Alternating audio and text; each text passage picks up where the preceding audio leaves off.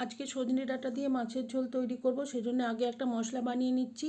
একটা ব্লেন্ডার জারে একটা টমেটো, দুটো কাঁচা লঙ্কা, হাফ ইঞ্চি আদা পেস্ট করে নিয়েছি। তার মধ্যে দিয়েছি হাফ চা চামচ জিরে গুঁড়ো, 1 চা চামচ ধনে গুঁড়ো, হাফ চা চামচ লাল লঙ্কার গুঁড়ো, হাফ চা চামচ কাশ্মীরি লঙ্কার গুঁড়ো, আন্দাজ মতো হলুদ গুঁড়ো।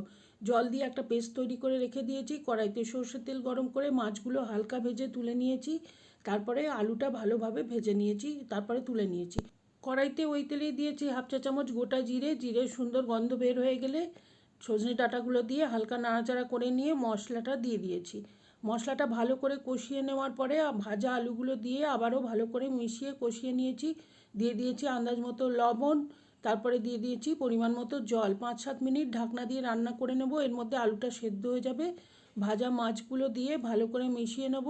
তারপর দিয়ে দেবো আন্দাজ মতো চিনি, এটা অপশনাল। দুটো চেরা কাঁচা লঙ্কা আর খানিকটা ধনেপাতা কুচিয়ে দিয়ে নামিয়ে নেব।